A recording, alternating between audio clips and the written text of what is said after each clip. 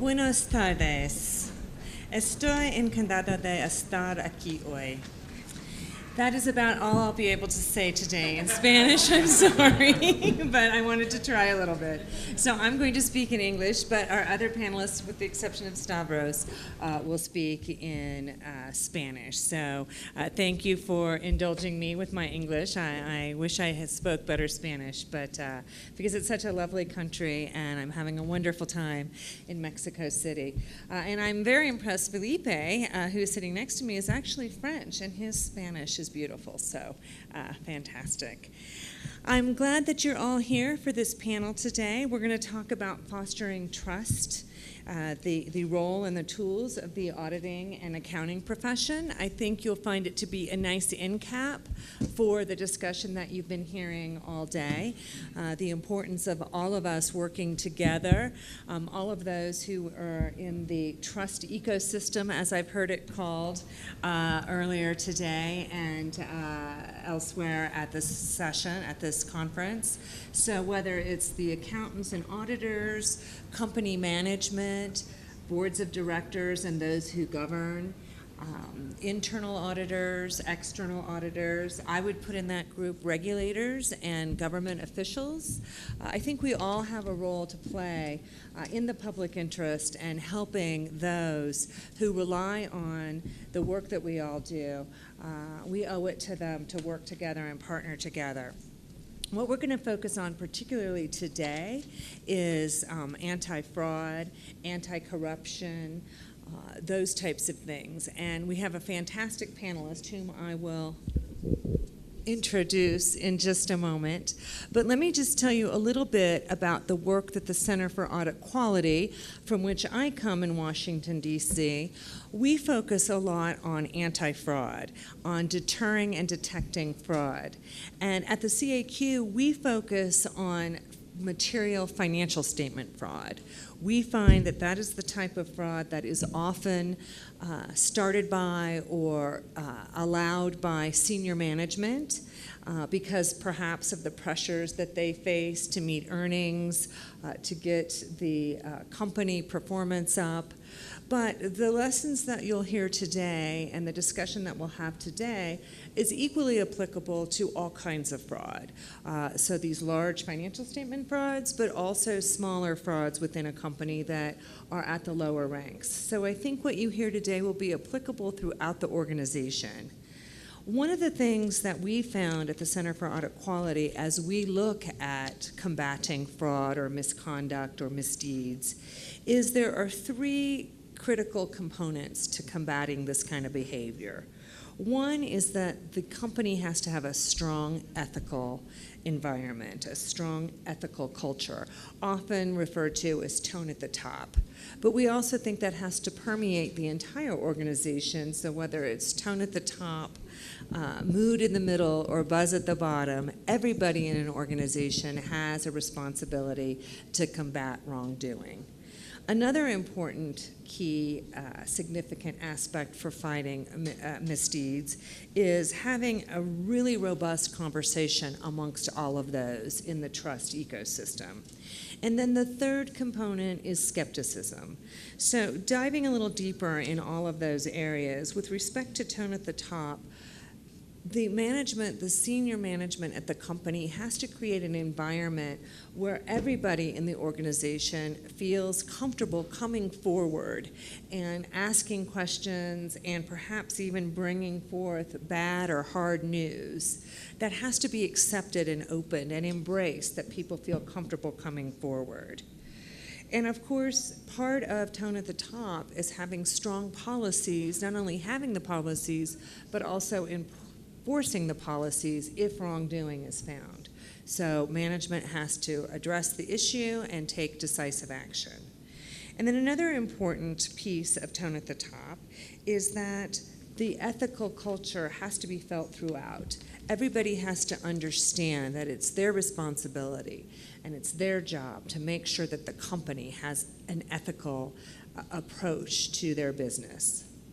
With respect to robust communications, another key tool, not only does management need to be able to talk amongst themselves, but there has to be robust discussion between management, the board of directors or those who govern, with the external auditor and the internal auditor. So all of these parties have to feel comfortable talking to one another and having robust conversations. And again, employees have to feel as though they have a place to go to talk about potential wrongdoing. And then that leads me to the third key tool to fight wrongdoing, and that is skepticism. Auditors, of course, and accountants have a professional obligation, a professional duty to bring skepticism to their work. But we would argue that all parties in the ecosystem have to bring that same skepticism. An environment where people can ask questions, where they feel comfortable pushing back and asking difficult questions, has to be fostered and embraced so that people can have this communication and can ask the hard questions. And so sometimes that's not always the case. Sometimes it's hard to foster an environment where people feel comfortable asking those hard questions. So these are the overall themes that we find at the CAQ that help foster an ethical environment, an ethical company.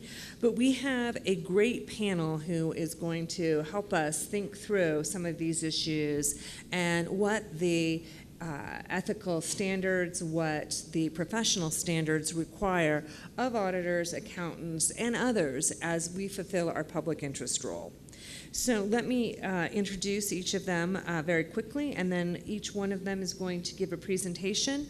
We will have a discussion amongst ourselves, but we also want to encourage all of you to ask questions.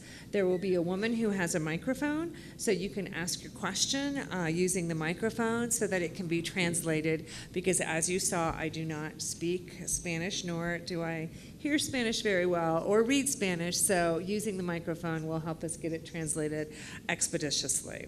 So with that, let me introduce our panel. To my far left here is Stavros Tomadakis. He is the chairman of IESBA, the International Ethics Standards Board for Accountants. I'm sure you've heard that all day today, the important work that IESBA is doing. He also serves as the Emeritus Professor of Financial Economics at the University of Athens. So welcome, Stavros. Then here to my right, I have Jose Raul Gonzalez Lima. Raul is the Director of Corporate Financial Reporting at Grupo Televisa and is a member of the IFAC Professional Accountants in Business, the PAIB committee. And last but not least, I have Felipe Aro, who is an IFAC board member and serves as the president of the French Higher Council of the Order of Chartered Accountants.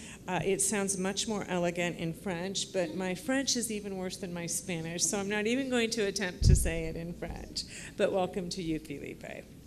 So again, we want to make sure that we leave time for questions, so don't be shy. And with that, I am going to turn it over to, I'm going to start with Raul today. Raul, you're up. Thank you, Cindy. Buenas tardes a todos. Lo voy a hacer en español, me sale mejor. A mí me toca hablar de la integridad y ética en los negocios, pero con respecto al rol de la profesión y las herramientas de las que dispone la profesión contable para llevar a cabo esta responsabilidad, porque es una responsabilidad en el ámbito de la empresa. No me voy a referir, mis colegas lo van a hacer, al ámbito del auditor externo, también se referirán al ámbito del contador de negocios, pero yo me voy a concentrar en el ámbito del contador de negocios, el contador de empresa. En ese sentido,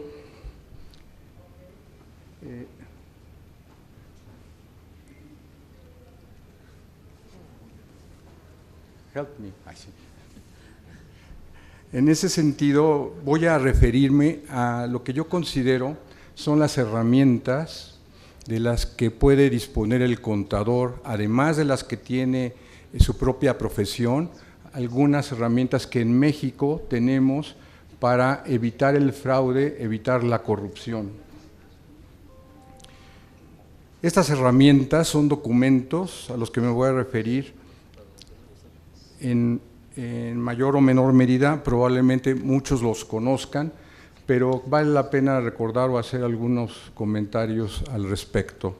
En primer lugar, pues los contadores de empresa tenemos el Código de Ética Profesional, el Código de Ética Profesional que está regulado o emitido por el Instituto Mexicano de Contadores Públicos.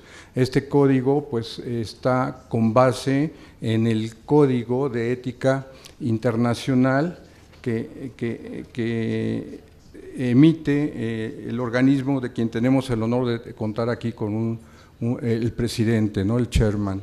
Este código tiene un capítulo, la parte C, que se refiere a los contadores públicos en los sectores públicos y privados, es decir, la conducta que debe seguir el contador público que se desempeña en una empresa o en una institución de carácter público gubernamental. No me voy a referir mucho a este código, todos los contadores tenemos la obligación de conocer sus disposiciones y apegarnos a su cumplimiento, ¿no? A lo que me voy a referir un poco más es a otra herramienta que tenemos, que es el Código de Mejores Prácticas Corporativas. Este código está emitido por el Consejo Coordinador Empresarial, que es el órgano cúpula de todas las organizaciones empresariales en México. Es un código a cargo de la iniciativa privada y en esto radica su importancia. Este código es de carácter universal para las empresas u organizaciones en México, es decir, le aplica tanto a las empresas públicas que cotizan en bolsa como a cualquier empresa, cualquier organización. Una AC debe de seguir o debiera seguir las recomendaciones de este código. Este código, el que está vigente, viene del año 2010 y ya por eso pues tiene una cierta antigüedad, pero es muy útil porque consta de principios de gobierno corporativo. En estos principios de gobierno corporativo hay regulaciones de ética, regulaciones de cumplir con la normatividad y regulaciones en torno a ser honestos en los negocios. Este código también trae prácticas de buen gobierno corporativo, 51 recomendaciones, y muchas de estas prácticas fueron adoptadas ya a nivel legal. Este código no es obligatorio, son recomendaciones, pero la Ley del Mercado de Valores en México tomó varias de estas recomendaciones para hacerlas ley, y esas sí son legales. Las disposiciones de la Ley del Mercado de Valores que están tomadas de este código en gran medida.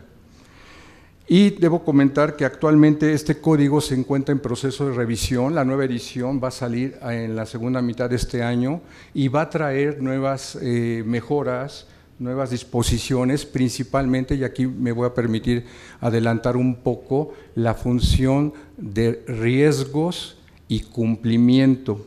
Y esto tiene que ver con el tema que nos ocupa, que es evitar el fraude, prevenir la corrupción. Entonces, hay una nueva función que se denomina riesgos y cumplimiento. Entonces, va a ser interesante. ¿Lo inventamos en México? No, son tendencias internacionales y es con base en el código, los principios de gobierno corporativo que emite la OCDE, que es una organización a la que pertenece México y donde hay 2 países latinoamericanos, Chile y México. Por cierto, he de decir, son malas noticias, de los países de la OCDE somos el que está en último lugar en percepción de la corrupción. Es un dato duro y ni modo, hay que decirlo, ¿no? Y trabajar bastante al respecto. Este código, les decía, tiene principios que tienen que ver con la ética y la integridad, son estos que se enuncian aquí. Por ejemplo, el cumplimiento de las distintas regulaciones a que está sujeta la sociedad, es un principio, se debe de cumplir con leyes y con regulaciones a que está sujeta la sociedad, punto, ese es el principio. Entonces, a partir de este principio hay prácticas de buen gobierno corporativo para las empresas.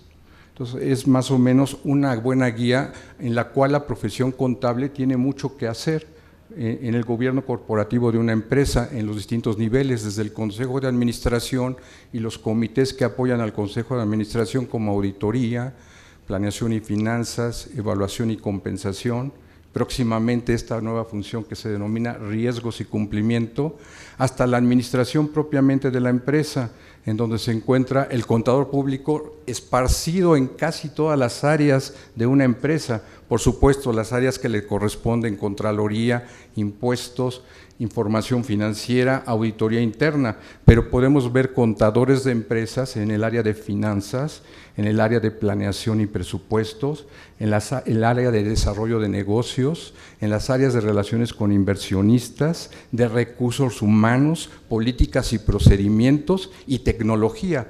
Entonces estamos metidos ahí y es por eso la responsabilidad del contador de empresa de ser un elemento dentro de la empresa para promover todas estas iniciativas. Hasta ahí, les decía, tiene prácticas de buen gobierno corporativo que tienen implicaciones de integridad y ética. No me voy a detener por términos de tiempo. Debo decir que el nuevo código que ya mencioné va a aparecer a finales de este año, va a traer una referencia cruzada a este documento al que ahora me voy a referir, que es el Código de Integridad y Ética Empresarial. Es un documento muy interesante, yo recomiendo que todos lo consulten, es muy breve, pero es muy sustancioso. Son enunciados, pronunciamientos de ética e integridad empresarial, y lo emite también el Consejo Coordinador Empresarial. Entonces, gobierno corporativo pues tiene que ver con integridad y ética empresarial, entonces va a haber una referencia cruzada en el Código de Gobierno Corporativo y este Código de Integridad y Ética Empresarial. Esto fue emitido en 2015, es más o menos reciente y tiene 12 principios. Este código contempla que la corrupción es un mal que de manera importante lastima los valores sociales, que son la transparencia, la veracidad, la integridad y la honestidad. Causa pérdidas económicas que son difíciles de cuantificar. Este año, algún líder de opinión del sector privado se aventuró a decir que la corrupción representa entre el 9 y el 10% del Producto Interno Bruto de México. Es bárbaro eso. Es difícil de medir, pero hay estimaciones. Pero ahí les va otro dato interesante. Eso es a nivel del país, el Producto Interno Bruto. Pero ¿cuánto representará la corrupción si se pudiera medir en una empresa?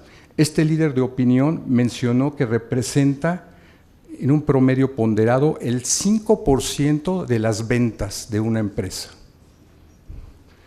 Es difícil medirlo, este código lo reconoce, pero es un parámetro, ¿no?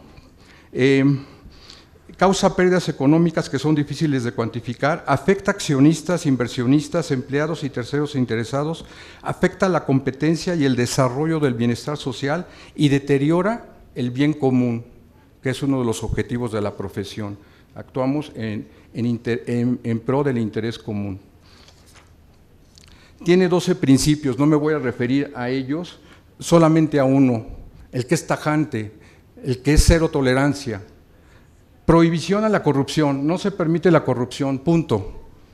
Eso, aunque es obvio, la empresa lo tiene que decir en blanco y negro y permearlo a todos los empleados.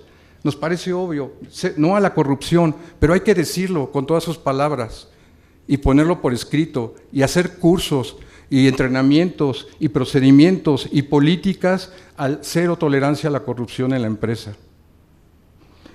Y viene una serie de 12 principios. Es muy interesante, es creo de gran valía para entender lo que una empresa, no importa su tamaño, la miscelánea más pequeña o la empresa pública más importante, tiene mucho interés en seguir estos lineamientos para salvaguardar su propia existencia.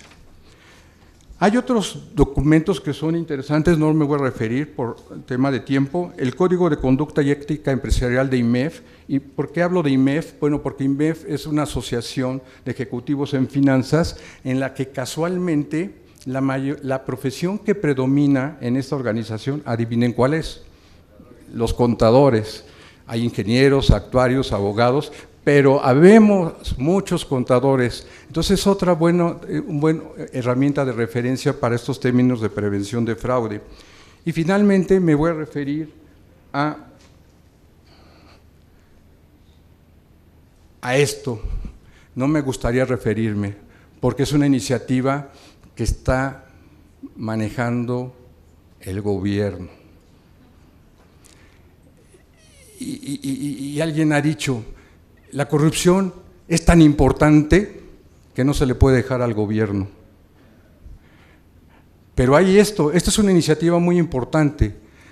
Implicó modificar la Constitución del país y a partir de ahí crear nuevas leyes en torno a la anticorrupción.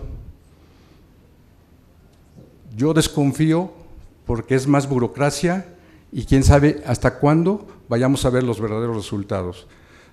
Espero que este Sistema Nacional Anticorrupción no se dedique a cazar peces gordos, individuos, sino a desmantelar las telarañas, las redes inmensas de corrupción, porque no es un pez gordo, son varios en torno a una red de corrupción. Eso es lo más difícil y se requiere más que un sistema anticorrupción, se requiere de voluntad política y algo más que los mexicanos sabemos decir, pero no lo voy a decir. ¿Por qué me refiero a esto? Es una iniciativa importante, pero hay una ley que afecta a las empresas y por eso me voy a referir a esto. Por cierto, este Sistema Nacional Anticorrupción tiene algunas de sus leyes 2016 y las próximas el mes que entran en vigor. Pero esta ley a la que me quiero referir se llama Ley General de Responsabilidades Administrativas. Algunas la conocen como la Ley 3 de 3, famosa por la declaración de impuestos, no conflicto de interés, declaración patrimonial, 3 de 3. Pero eso es aplicable a los funcionarios del gobierno federal, municipal y estatal. Pero a las empresas que tengan relaciones con el gobierno, que lleven a cabo transacciones con el gobierno, y pueden ser muchas, se les pide, y aquí lo difícil, porque aquí no importa si son chicas, medianas o grandes, se les pide esto, en caso de que sean estas empresas presuntas responsables en actos de corrupción por transacciones con el gobierno, para que se puedan defender de no responsabilidad, necesitan contar con un manual de organización y procedimientos, un código de conducta, un sistema de control, vigilancia y auditoría, un sistema de denuncia anónima, un sistema de entrenamiento y capacitación en torno a prevención de fraude y actos de corrupción, políticas de recursos humanos y mecanismos que aseguren la transparencia. Esto lo necesitan tener las empresas y por eso me quiero referir, porque es otro mecanismo que va a coadyuvar. Esto es ley, esto no es recomendación, esto es ley. Entonces, esto es importante tenerlo en cuenta y con esto termino. Muchas gracias por su atención.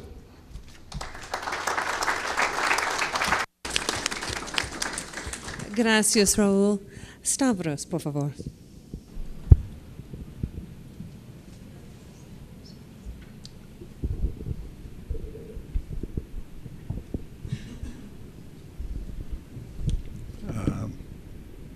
This is on. Hello? Yes?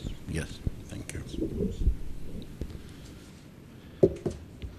Señoras y señores, buenas tardes. That's the extent of my Spanish, which is even more limited than my friend Cindy's, but I am trying. I promise to be better next time.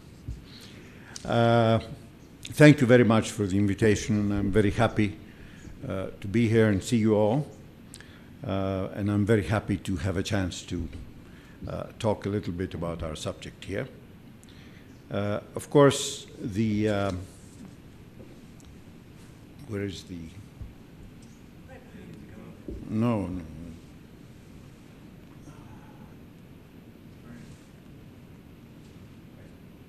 Yeah. Just 1 minute, excuse me. So, clearly, I'm going to speak about ethics, and needless to say, ethics is a very important part, actually, of human behavior and human society. And it's relevant, very relevant, at all times, in all places, and in all circumstances. It has become extremely relevant after the big crisis that we all went through, and expectations of ethical behavior have gone very high, and this, of course, includes expectations about accountants and auditors, the accounting profession. Now, the work we do is, in fact, attempting to respond to these higher expectations in terms of standard setting. But let me put a little order on this. The Code of Ethics of IESPA, and by the way, it's the IESPA. IESPA is the International Ethics Standards Board for Accountants. It's the IESPA code, not the IFAC code. The IESPA is an independent standard-setting body under the auspices of IFAC, of course, but they make the standards, not IFAC, so I think that this is a necessary explanation. The IESPA code is, in my opinion, the basic tool for trust in the accounting profession. In fact, I would say it is the bedrock of public trust in the accounting profession all around the globe. There are 120 jurisdictions that have adopted the ethics code. Mexico is one, I'm very happy to say, and Mexico is doing a wonderful job in that area. But there are, as I said, many jurisdictions, and the code and the implementation of the code and the ability of accountants, the ability of auditors to claim that they have this solid code of ethics that they apply to themselves is, I think, a major fundamental tool for trust in the profession. So we should all care about the integrity of the code, the relevance of the code, the robustness of the code, and the global application of the code, because it's not sufficient that it holds in Mexico and not in somewhere else, in Greece. It has to hold everywhere. That's the mandate of IESPA, the relevance, the robustness, and the global applicability of this code. That's what we do. And of course, we do this underpinning all our work, our standard-setting work, and this is the underpinning of the code, the public interest obligations of the accountant, the auditor, the accounting profession. Without that, the code really cannot be founded. With that, the code becomes very meaningful. Without it, it's meaningless. Sorry,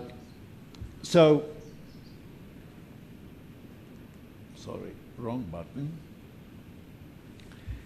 What I want to focus on today is one of our very most recent standards, NOCLAR. This is a standard that was approved last year, and it is a standard that is becoming effective this year, in fact, next month, July 2017. It is a standard that is very relevant to the subject we are talking about. Now, what does NOCLAR mean? NOCLAR means non-compliance with laws and regulations, and the standard is about the ways in which auditors and professional accountants should respond when they become aware of non-compliance in the course of their work. Now, we think that since the ethics code did not say much about this particular area, and about a dilemma that very frequently was faced by auditors who, on one hand, they might discover something, on the other hand, they had a confidentiality duty, which might prevent them from doing something about it. I think that this is a major step, a major contribution to the global public interest, this standard. Now, what is the standard talking about? The scope of the standard is laws and regulations. First of all, those laws and regulations that are material on for the financial statements of companies, but also laws and regulations that are fundamental to the entity's business and its operations, to the going concern. So we're talking about all that, and these are, of course, items that an auditor, but other professional accountants too, very frequently encounter in the course of their work. The example of these laws, I don't have to list them all, but fraud, bribery, corruption are primary examples here. Money laundering, terrorist financing, tax issues, environmental issues, public health issues.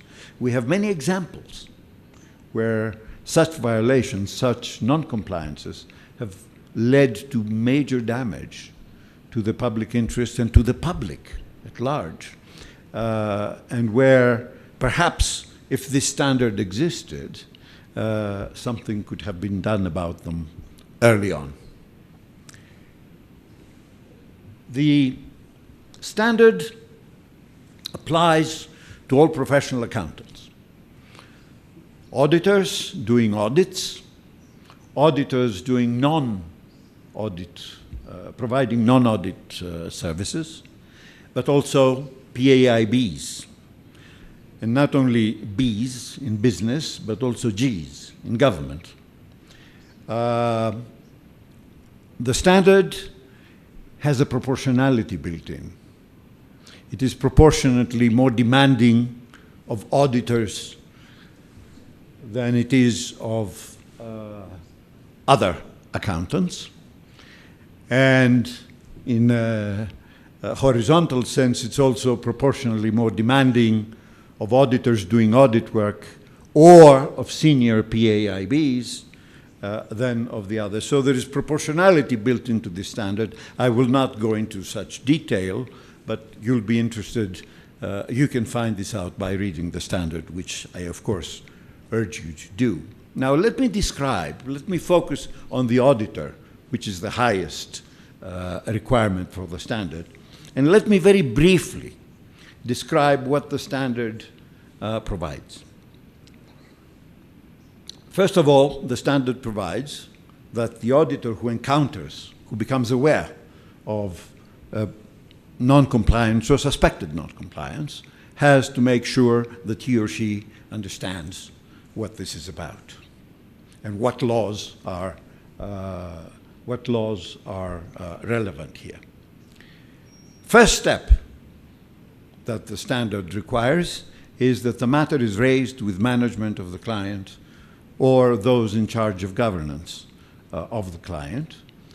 They should be advised to stop the non-compliance, to rectify, to mediate, to remediate, mitigate, or if this is out of their control, they should be advised to report it to public authorities. So that's step number one, and that's a mandatory step. It's something the auditor should do. It's a requirement. Now, if the response is adequate and proper, that stops there. If the response is not adequate, in the judgment of the auditor who started this process, then the auditor must determine whether to take further action, weighing on one hand the circumstances of the non-compliance, and on the other hand the possible courses of action. Now here we come to something that please pay attention to, gives the auditor some options.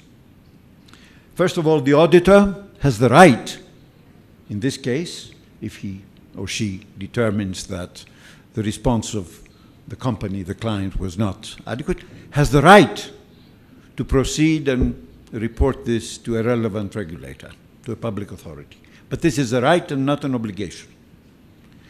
It is not an obligation for reasons that I will go into in a moment, but if the auditor determines that they will not disclose to a public authority, they clearly have to legitimize that, to rationalize that, but they have the option then of simply resigning from the engagement, disassociating themselves from the NOCLA. Now, why do we do this?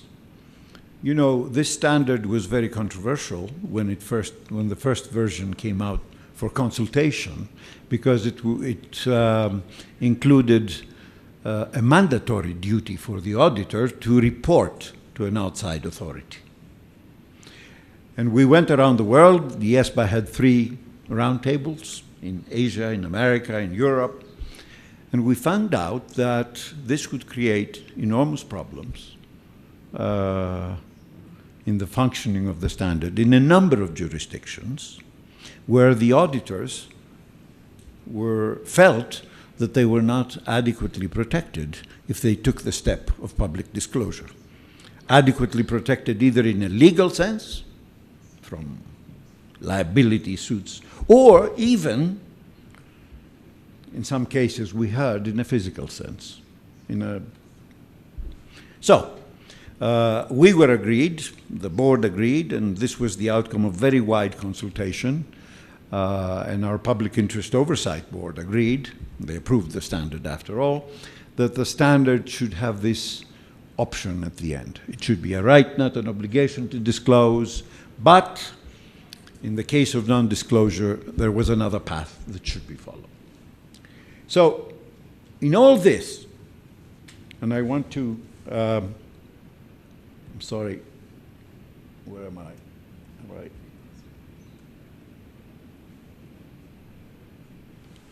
I had not changed the slide, I apologize. So in all this, why does it go back?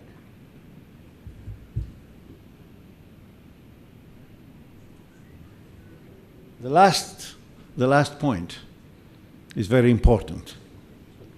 I will not say it in Spanish. El juicio profesional es esencial.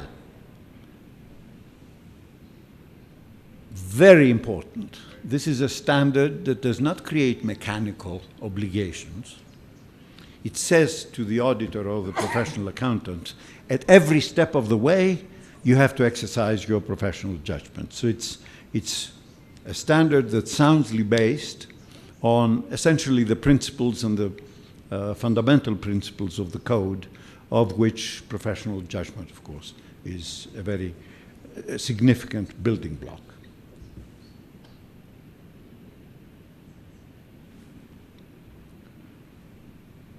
Now, what are the objectives of this standard? I'll be very brief. Protecting the public interest through stimulating increased reporting. This would cover the cases where reports actually do emanate from the auditors or the accountants to public authorities. By the way, such reporting is mandated in several jurisdictions around the world already, in the United States, for example, for certain categories of companies, and in the European Union.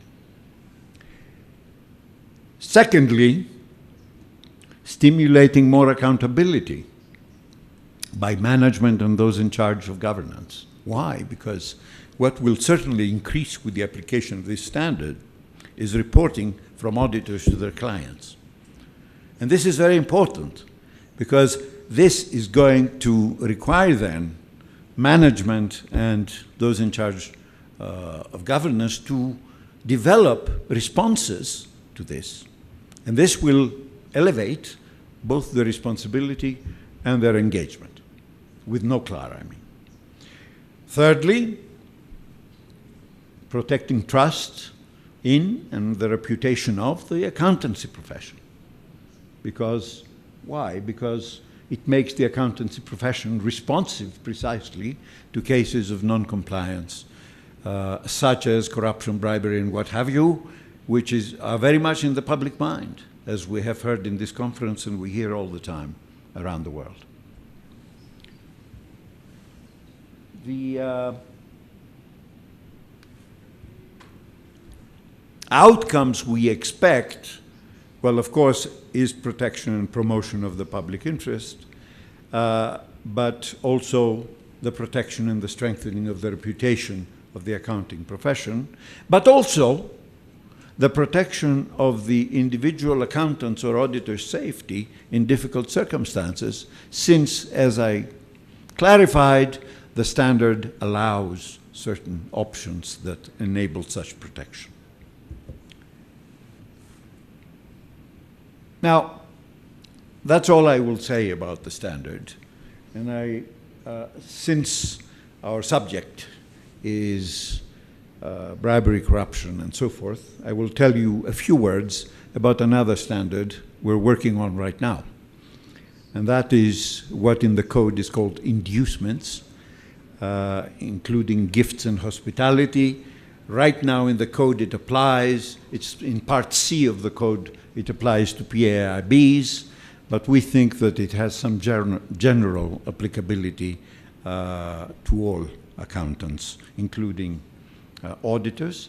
But let me tell you what we're doing here. We have a project that revises this standard by stating very clearly that accountants are required to understand and comply with laws and regulations addressing bribery and corruption and related circumstances. So this is recognition by the code that there are such legislations in many jurisdictions now around the world, much more so than, say, 10 years ago, and that it is a duty for the accountant to be familiar, to understand and comply with these laws. Furthermore, we're going to work on a prohibition on offering or accepting inducements on a condition that is the new item we're putting in here in the code, on a condition that it is prohibited when there is an actual or perceived intent to improperly influence the recipient. Now, this type of test is something that does not exist in the code right now, and you will notice that it cuts across cultures, because essentially it allows the existence of different cultural or business habits, differences in cultures and business habits. There are clearly places where gift giving is very common. In fact, it's very bad behavior if you don't give a gift. My country, probably Mexico.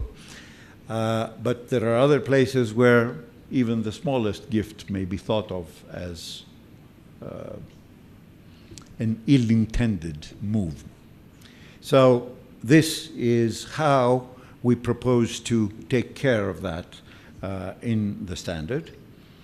And of course, the code is full of threats and safeguards analysis that will also be applied to this. So we are preparing an exposure draft. We hope to approve this in a couple of weeks. So this is preliminary so far, but I would like to encourage people here who are busy with these things to look at it and respond to our exposure draft on this matter. I think all I can say is gracias to finish up. Thank you all very much.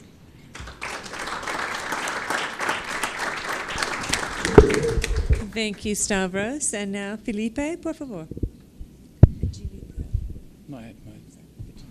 Yes, please. Buenas tardes a todos. Les hago una promesa. Soy el último del día a hablar de ética y de confianza, porque desde las mañanas, todo el día, hemos hablado todo de confianza y de ética. Pero bueno, normal porque era el tema de la conferencia, ¿no? del foro, y habían venido para escuchar cómo hablar de confianza. Entonces yo voy a tomar el mismo tema, pero quizá con una visión un poco distinta, hablando de lo que hacemos nosotros en los colegios de contadores.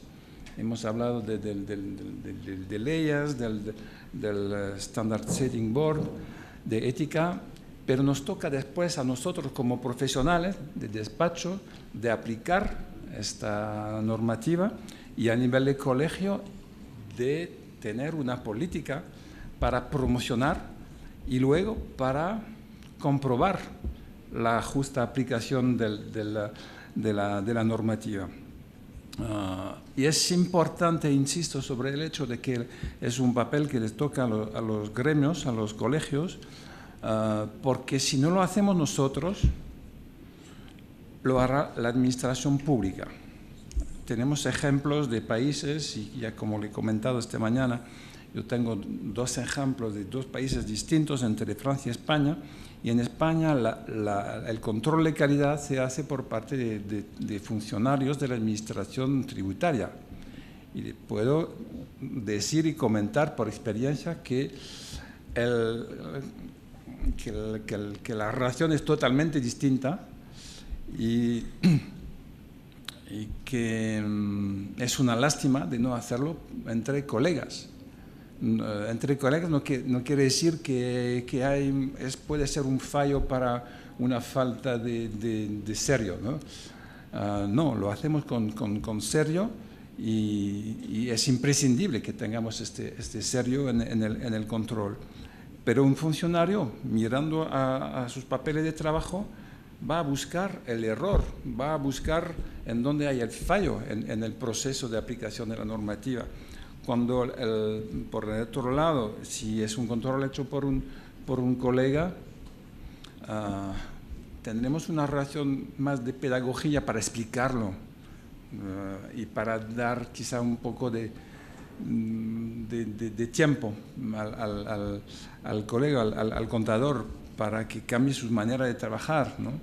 Entonces, 2 visiones distintas y lo importante es que se haga este control de calidad.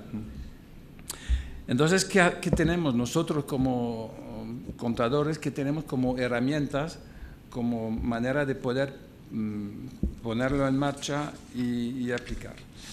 Primero quiero acordar a todos que tenemos un papel en tema de confianza que nos otorgado por los textos, por leyes. Depende de país. Hay algunos países con leyes y otros que no. Pero siempre cuando se toma una decisión a nivel de autoridades públicas es con un objeto de proteger, pero no proteger los profesionales, sino que proteger el mercado, proteger nuestros clientes, las empresas. Es para llevar más seguridad, más confianza por el servicio prestado. No es para nosotros y proteger el que preste el servicio. Entonces hay una demanda, hay una esperanza de confianza al llevar por el profesional, y eso con nuestras 2 goras. Yo hablo de goras porque aunque sean los mismos profesionales, hay 2 tipos de prestaciones distintas. Una que le llamo yo legal y la otra contractual. La legal es la auditoría de cuenta.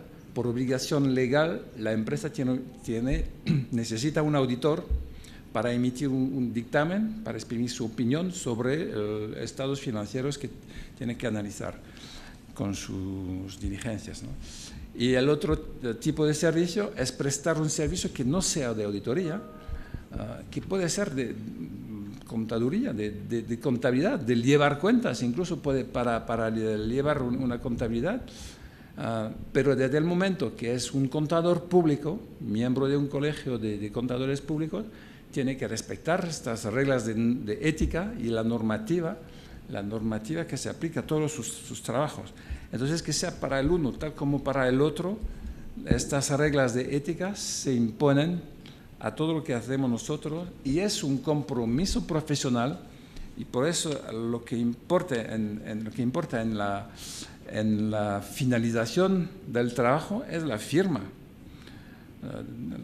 Otra vez depende de países, pero nosotros en Francia, cuando emitimos un modelo tributario, se pone el nombre del contador público que lo ha emitido. Se firma, con el cliente lo firmamos. Nos comprometemos en nuestro papel de haber rellenado el documento. Si hay un fraude, si hay un problema, será responsabilidad del cliente.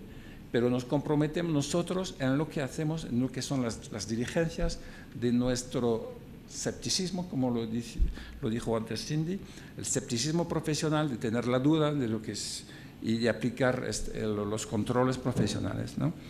Entonces, una firma que es un compromiso del profesional. Y es importante, eso tiene valor en el mercado y es útil para el cliente, porque lo puede enseñar, lo puede dar a su banco. Estados financieros firmados por un contador público, entregados al banco, le pueden ayudar en sacar dinero, en sacar un préstamo, en tener confianza. Y tendrá más confianza con estados preparados por un contador público. Y por otro lado, hay una demanda, una esperanza también, pero por parte de las autoridades públicas. Y es nuestro papel de interés público, un papel fuerte.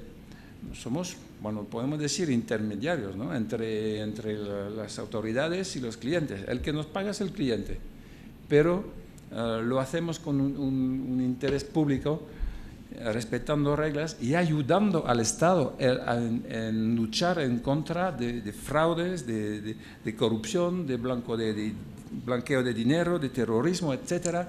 Hay unas normas, tal como presentado Raúl antes, son obligaciones para el profesional de ayudar al Estado en luchar en contra de estos fraudes. El que nos paga es un poco... ¿cuál es la palabra?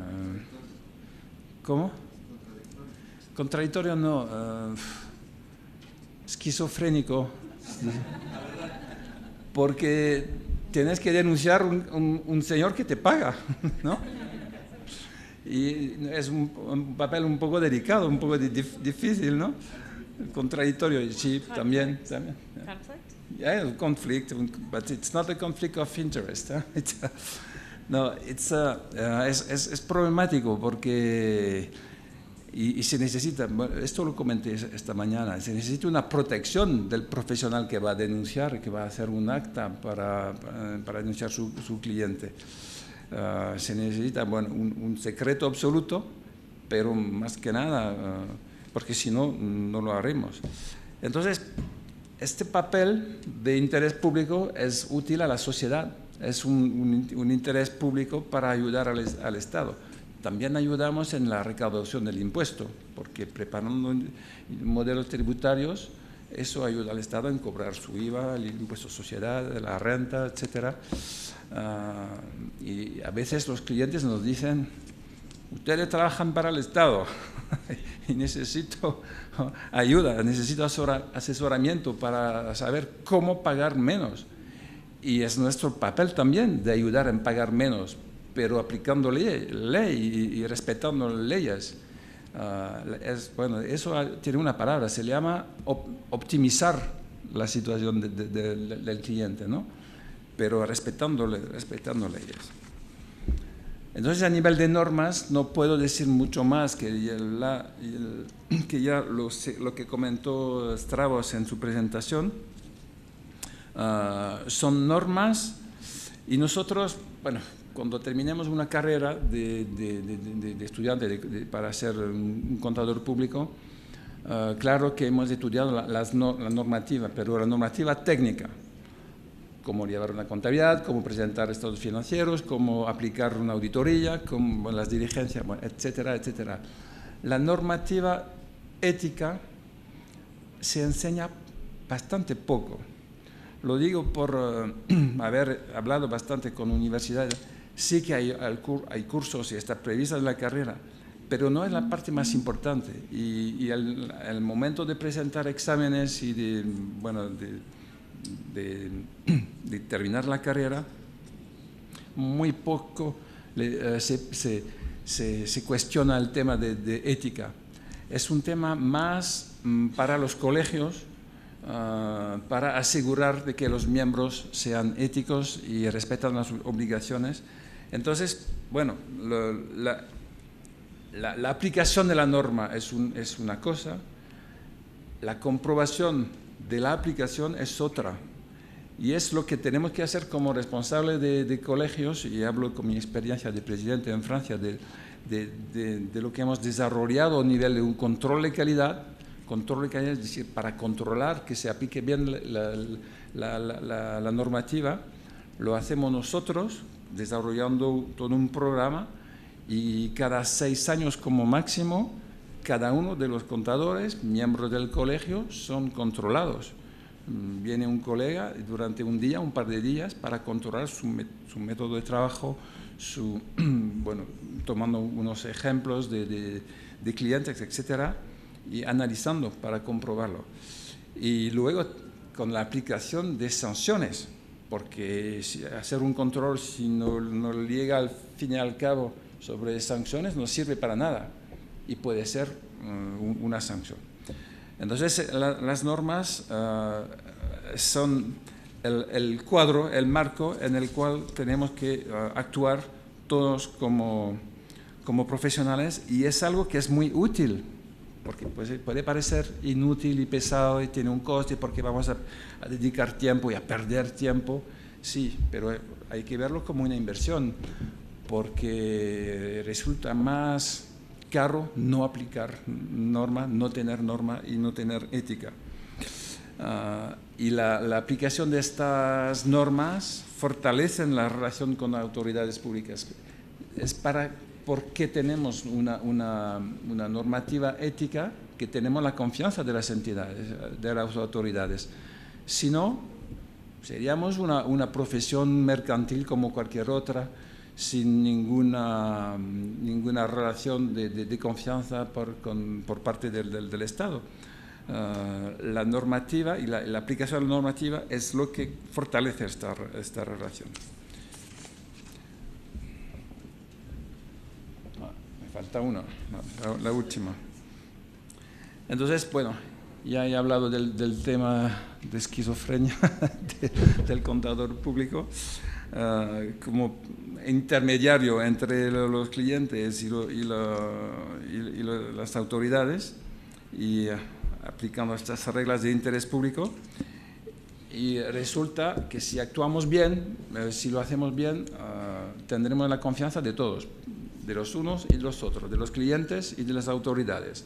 Y esto es el desafío, este es el objeto de nuestra labor, de nuestro compromiso, ser útil a todos, a los clientes porque nos necesitan y hace falta tener un apoyo profesional, pero también tener la confianza de las autoridades. Y eso es un desafío importante a nivel de los colegios, a nivel del gremio de contador público, porque tenemos una relación, tenemos el poder de representar a toda la profesión y hablar con un ministro de Economía, por ejemplo. Y sin esta confianza no podíamos obtener nada. Cuando presentamos proyectos, cuando hablamos de proyectos de leyes que salen, a veces no se sabe de dónde, una enmienda presentada por un diputado en el marco del debate o del Senado, no sé qué, si no podemos hablar con el serio de toda la profesión, no tendremos ninguna influencia. Con lo cual, a nivel del Colegio de Contadores Públicos hay este papel de representar la profesión, y eso lo haremos con más influencia, más capacidad de influir, si tenemos la confianza de la gente enfrente de nosotros, de las autoridades, y eso pasa por el serio del trabajo de cada día. Y es un tema de todos, ¿no? de cualquier contador público. Bueno, con eso termino y los invito a preguntas y compartir con vosotros experiencias y nuestra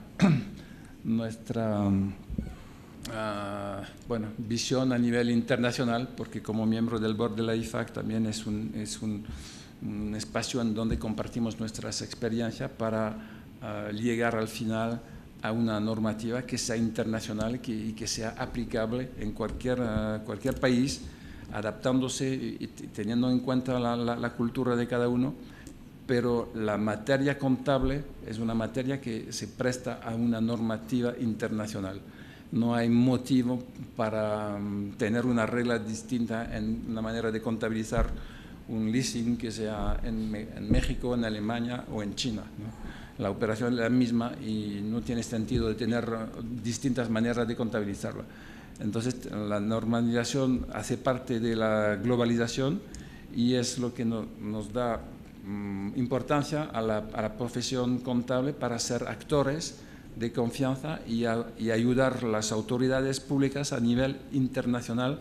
Hablamos nosotros con el G20, con el OCDE, bueno, con las autoridades a nivel internacional, y esto es el conjunto de la economía de hoy y nuestro papel como contadores públicos de ser actores de esta globalización. Gracias.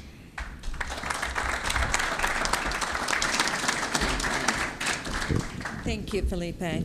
So I have a number of questions for our panelists, but I want to pause here and see if any of you have questions for our panelists. So the gentleman here has the microphone. Would anybody, we've got a question over here and then one over here. Raise your hand so that when the speaker's finished, another person can go. Please. Good afternoon. I have a question for Stavros. And hello, I have just started my career, so I'm just getting involved in all of this business world, and I would like to know the meaning of two acronyms that were in your presentation. And one of it is, what does PAIV mean?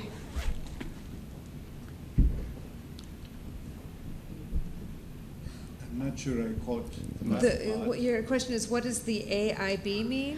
PAIV. Professional accountant in business. Yes. Well, can Oh, sorry. you can answer. No, it's yours. Please, that's why it's for you. I'll have mine later. First, PAIB, and I apologize. It's professional accountant in business. That is a term that we use in the ethics code, for short PAIB, but we mean within that term also the professional accountants in government. So it is professional accountants both in business, in the private and the public sector, if you will. Okay? Yeah, thank you. And what does TCWG mean? TCWG. TCWG. Those Oh, charged I'm with sorry. governance. Those charged with governance. These are the people, again, I apologize, I should have been more careful to spell these out. These are the people in companies who, according to corporate governance rules, are, for example, independent members of the board of directors, who are responsible for audit committees and so forth. So that's what TCWG means. Those charged in what? Governance. Governance. Those charged with governance. Thank I So, suppose like we the can board say of it in Spanish. directors. How would you say it in Spanish? Encargados de la gobernanza, gobierno corporativo. Thank you. That's it. So, congratulations to you for joining the I- profession. One thing you will find, I believe, is that we use a lot of acronyms in our profession, and so thank you for asking those clarifying questions. Well, I wanted to thank you too, and to also encourage you, now that you're starting out in the profession, to. It's clear from her. Yes, it's clear, but I just want to urge you to busy yourself with the ethics code, because I think you'll find a lot of interesting things. We find around the world young people very interested in the ethics code and in the ethics of the profession. So, congratulations. Sir. Sí. Muy buenas tardes. Una pregunta para el contador José Raúl. ¿Es verdad, contador? Raúl, sí. Bien. Yo creo, estaba escuchando con suma atención todo el tema de las normas, ¿verdad? Para evitar, obviamente, el tema de corrupción, entre otros puntos que tocabas. En lo particular, pienso que no es problema de normas. Creo que el tema de anticorrupción es un problema de voluntad. ¿Y por qué digo esto? A lo mejor hace 10 años para atrás, pues no nada más era cuestión de voluntad, sino de tener información. Sin embargo, bueno, pues actualmente con todo el tema de tecnologías de información, pues prácticamente la autoridad, al menos aquí en México, desconozco a nivel internacional si tengan esquemas tributarios muy similares a los de nosotros, ¿sí? Están obteniendo información pues de todas las operaciones o de todas las actividades que tienen que ver con el mundo de la economía. Entonces, yo entiendo que el Sistema Nacional de Anticorrupción, como un sistema de normas, pues es una pregunta, o a ver si entiendo que también como parte de esa vinculación de ese sistema de normas está la parte tributaria. Si así fuera, entonces yo confirmaría que es un problema de voluntad más que de normas. ¿Por qué? Porque con toda la información que maneja el Estado, todo el sistema tributario en México, pues es muy fácil saber, ¿sí?, lo que hemos hecho el día de hoy de operaciones económicas con notarios, con bancos, con tarjetas de crédito. Entonces, ¿por qué el Estado, teniendo toda esa información, ¿sí?, teniendo todo ese tema de leyes antilavado, teniendo todo ese tema, obviamente, sí, de información valiosísima, ¿por qué el Estado se resiste? Obviamente a la implementación real y no de simulaciones de lo que es un sistema anticorrupción. Sí.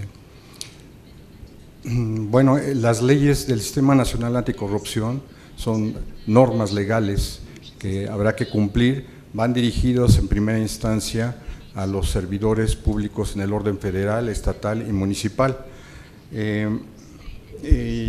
Yo sugería algún escepticismo en el hecho de que esto esté manejado por el propio gobierno. Hay dos cosas positivas en este sistema.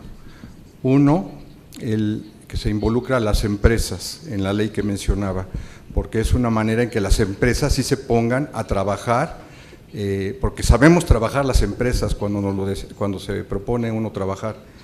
Y dos, el que haya un consejo de participación ciudadana dentro de este Sistema Nacional Anticorrupción, integrado por personas no políticas, que eso es muy importante en estar monitoreando el cumplimiento cabal de este Sistema Nacional Anticorrupción. Son esperanzas, pero insisto, los vientos políticos son muy importantes, las voluntades políticas son muy importantes, y yo en lo personal sigo pensando que esta es una cruzada no del gobierno, una cruzada de la sociedad civil, en primera instancia de las empresas del sector privado.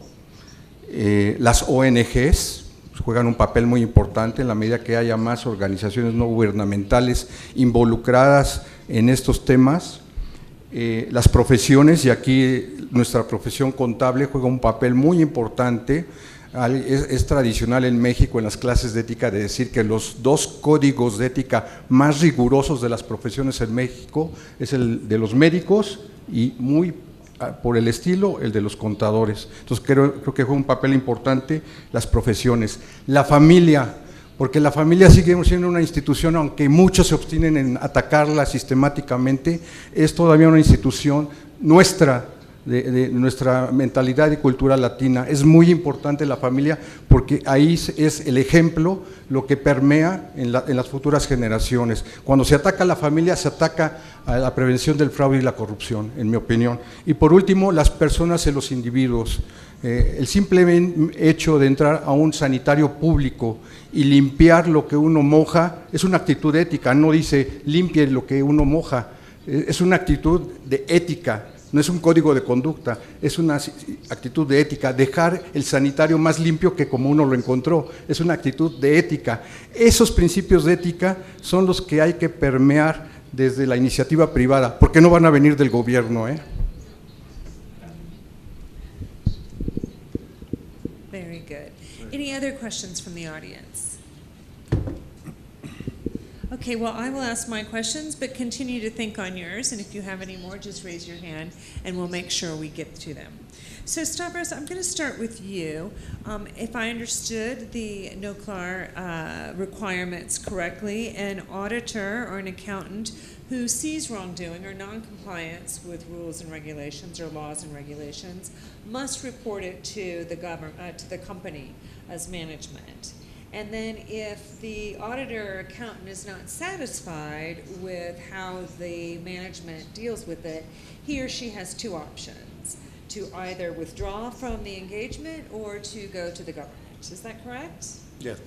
Can you give us a little bit of flavor of considerations that an auditor or an accountant might take under advisement before making that decision? Of course. Thank you. I will say that offhand I would see three very important considerations. First is how serious the matter is in terms of its implications for the public interest. It may or it may not. We always need a criterion of seriousness. A second one is whether you have a proper authority to report to, because we say that you report to your regulators, for the auditor, for example, but is there a regulatory authority? Is the regulatory authority mandated to follow up on what you report? And does the regulatory agency or the government agency have safeguards for protecting the information when they do something? So that's the second consideration, which I think is very important. We're talking globally now. We're not necessarily talking about advanced countries and rule of law, high rule of law bars. A third consideration is when I mentioned the personal circumstances of the auditor and the risks that he may consider for going public on this. Not going public, I'm sorry, the expression is wrong. Going to a public authority. It's not the same thing. Going public means going to the newspapers. The risks are very important, and they may be professional risks, legal risks, or even personal risks. So this is something that the code itself, in a standard, you cannot really weigh, but it's a matter of professional judgment. Excellent, thank you. Felipe, I'm going to turn to you next. You are a strong proponent of the convergence of global accounting rules or global standards. And it seems to me that NOCLAR is an example of that, where the standard does apply globally for those jurisdictions that have adopted it. Can you share with us any examples of implementation problems that have presented themselves due to different cultures?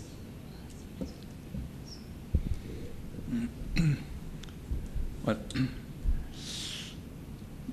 may I do it in Spanish? Oh, please, por favor. Por favor. If not that I'm able to speak English, but it will come easier to my mind in Spanish. Well, para presentar ejemplos de lo que fueron aplicación en distintos países, la verdad es que cada jurisdicción, cada país tiene su historia, tiene su cultura, y a nivel global no es fácil tener una misma regla, porque tenemos incluso raíces de derecho que son distintas entre las raíces anglosajonas, para hablar de IRA, y comparado a las raíces latinas. La manera de pensar es distinta, la manera de actuar también. Y en un país latino tenemos que escribir todo. Si no está, bueno, todo lo que puedes hacer está escrito, y si no está escrito es que no lo puedes. Bueno, ya conocemos los límites, ¿no? Cuando los anglosajones actúan de manera muy distinta, ¿no? Entonces, la dificultad para emitir una normativa internacional es tomar en cuenta la manera de pensar de cada uno y la cultura de cada uno.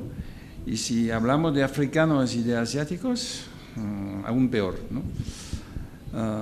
Entonces, la buena manera de escribir una norma global es de no entrar demasiado en detalles, sino de plantear un marco y de escribir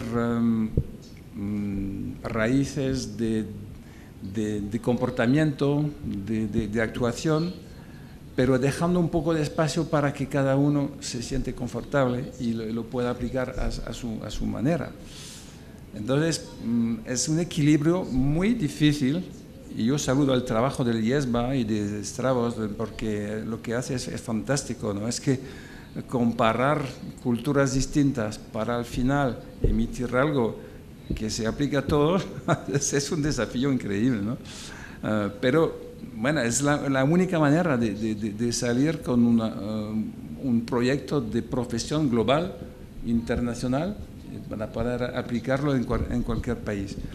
Es muy difícil, pero vale la pena hacerlo, y son días y meses y años de trabajo para buscar este equilibrio, para buscar el consenso en el cual cada uno se sentirá bien, aunque hubiera perdido algo, porque para lograr este resultado de tener un consenso, tenemos que aceptar algunos puntos que no son nuestros y también dejar algunos otros.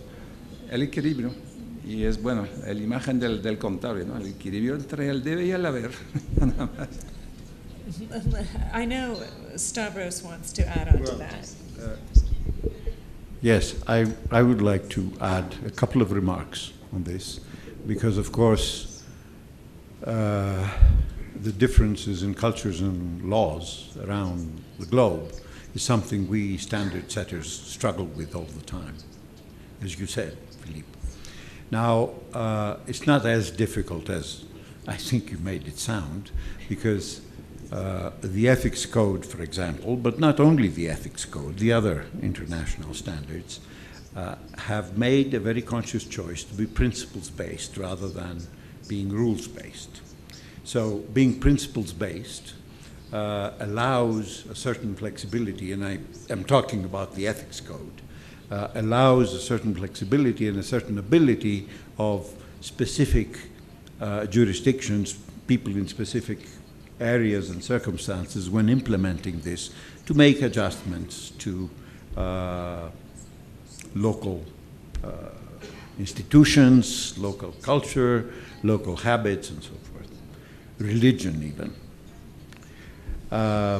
The second point I want to make is that despite the difficulty,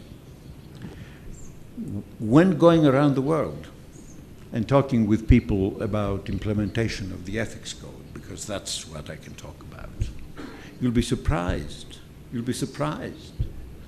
how many jurisdictions are implementing, in fact, on the ground, the code. And Mexico is an example.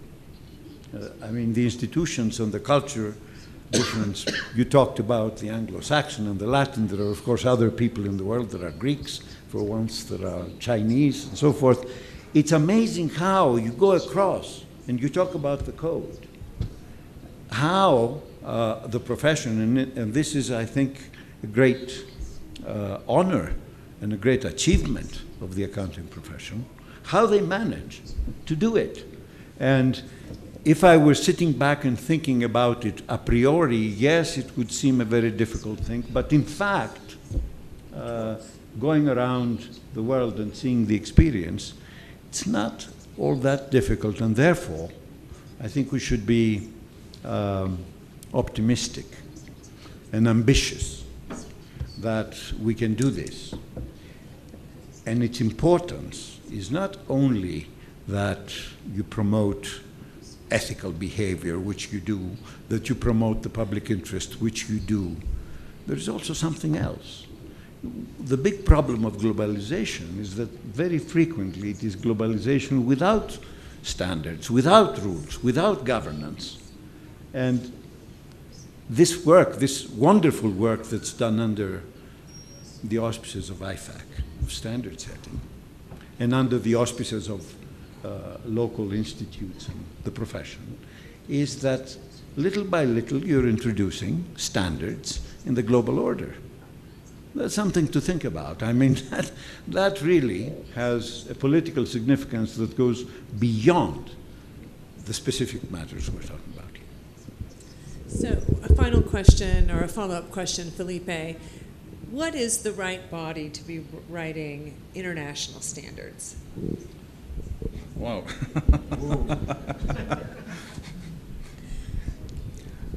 I try to stay friend of Travers. Well, it's actually, well, let's speak English. Actually, it's a matter of interest today, because this question is on the table, and we have to answer that, and we have to contribute. The accounting profession has been very much involved since the first step, and we had to do that. We felt it our duty. And step by step, little by little, we saw people from outside coming to the table for working on the right, for the standard setting, and we understand that. And today there is a strong demand from public authorities to maintain a distance between the practitioners and the standard setters. And actually, that is the rule in the countries, in the jurisdiction, it works like that. I don't know if there is any country where accountants are working on standard setting. It comes from public authorities.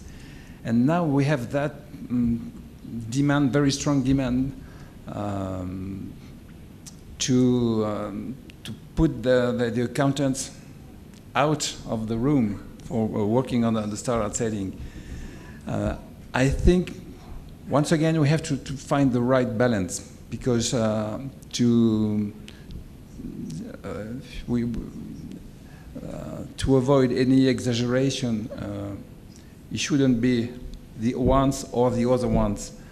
We have to find a composition of a group composed by the two parts, depending on which standards maybe. But for example, speaking on the auditing standard or the accounting standard, to do that without the ones who have to apply it is not, there's no sense. For the auditing, the international standards on auditing, that is crucial. We are the ones who know the matter. It is our work, our job, and we are experienced on that. So we absolutely need to be part of the one who will write the rule.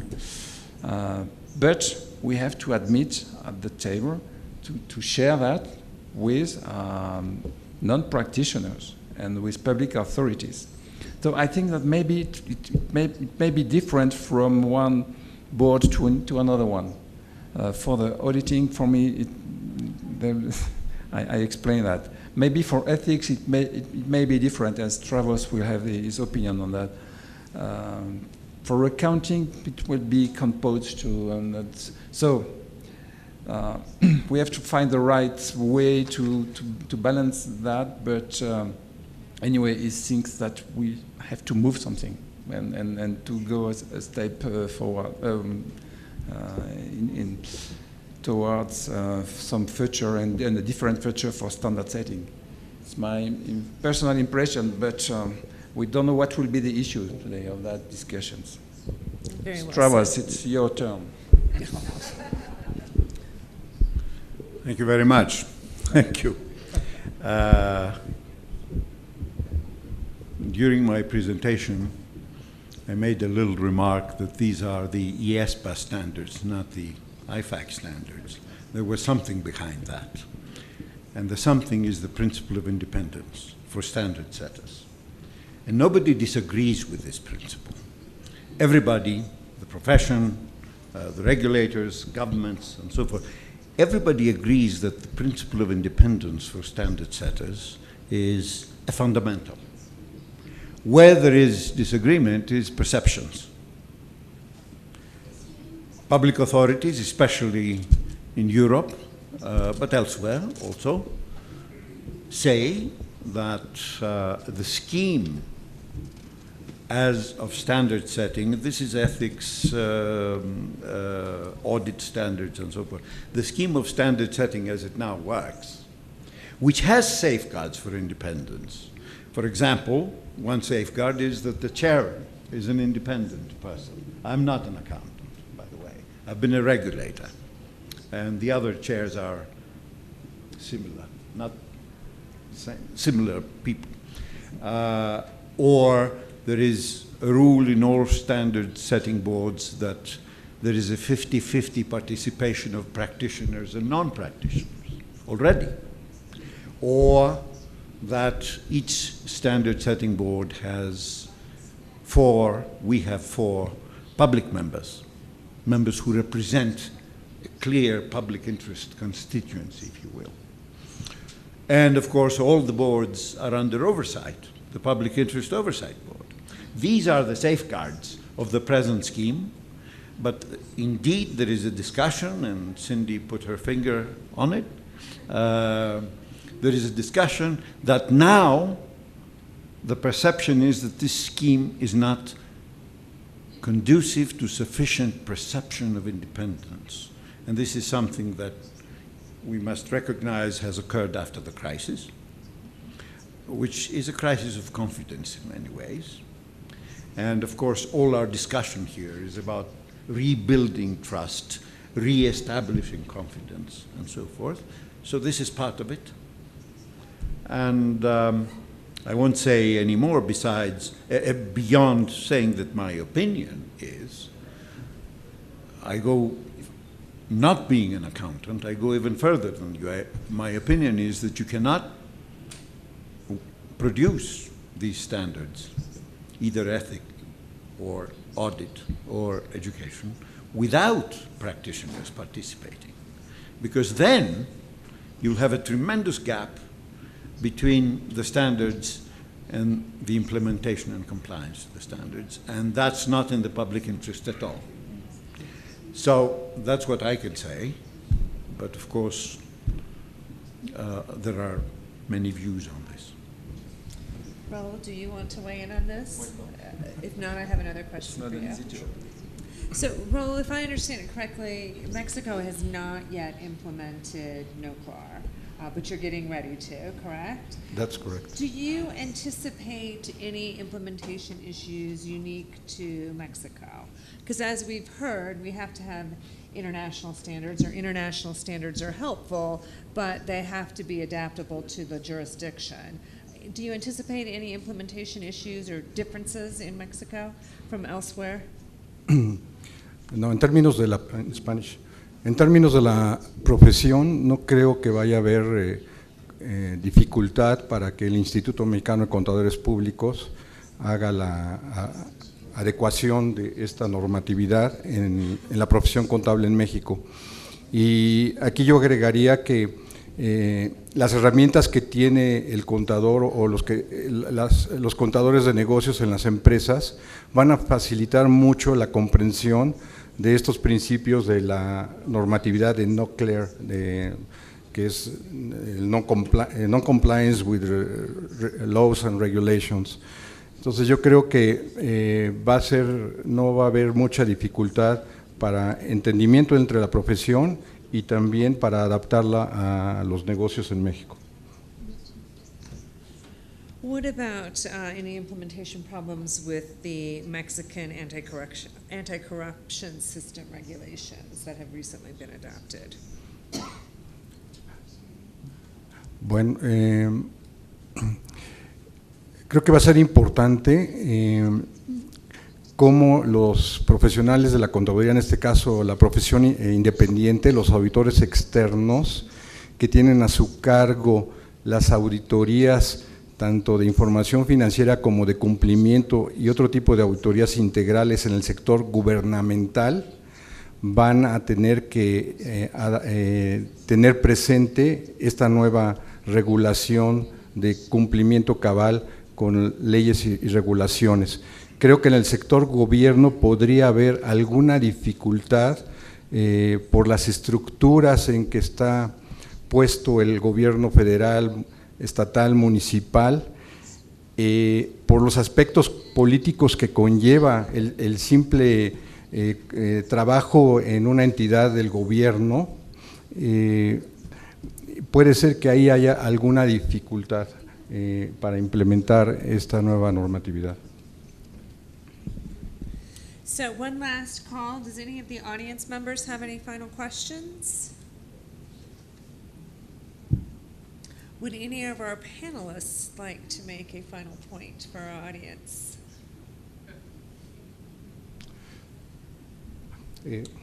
Bueno, yo quisiera nada más agregar que hay una moda internacional y que nos ha llegado a México de derechos humanos, de abuso de derechos humanos. Cada vez se inventa un nuevo derecho humano y ha permeado esto a las leyes y ha contaminado en gran forma y de alguna forma contribuye, en mi opinión, al tema de corrupción. Entonces creo que hay una ola en sentido contrario de hablar ya basta de derechos humanos, vamos a hablar de obligaciones humanas.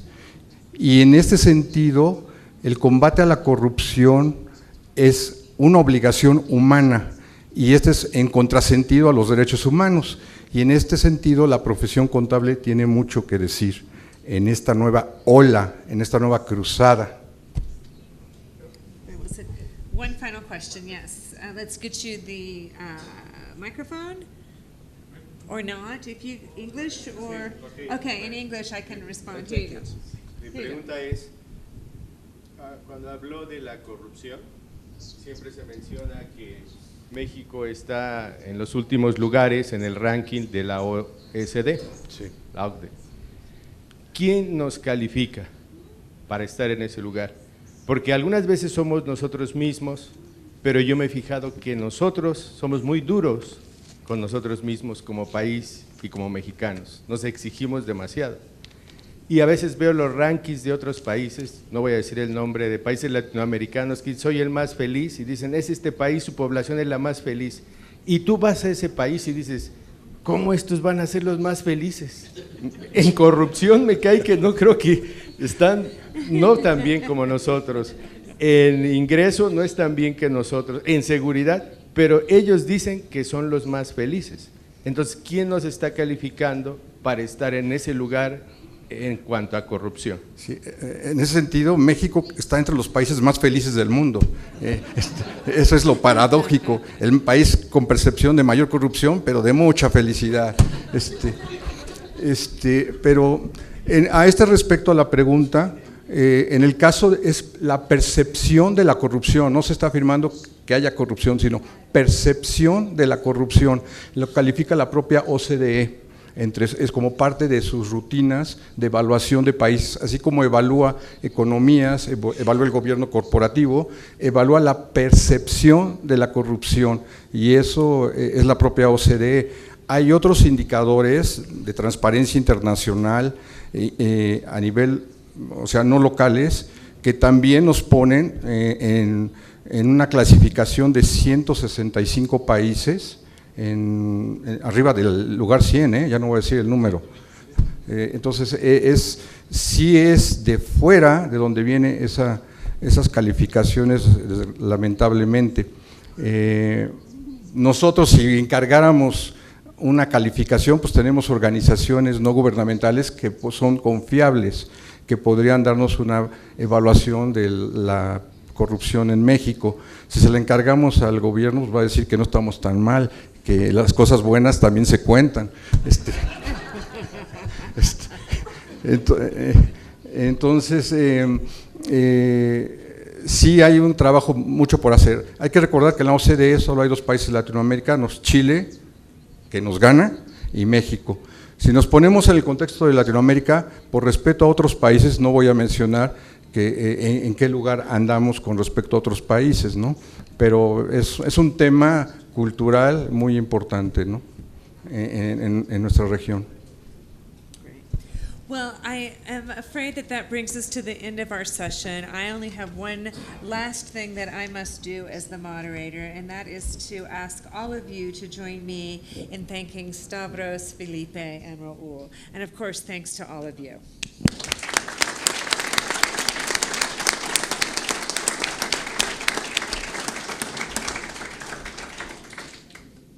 Thank you, Cindy. Oh, my pleasure. Thank you. So I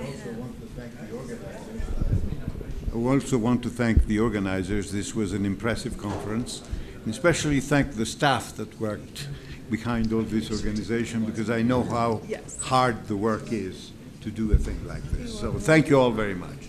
Thank you. And I have a certificate for you. Thank you, Stavros.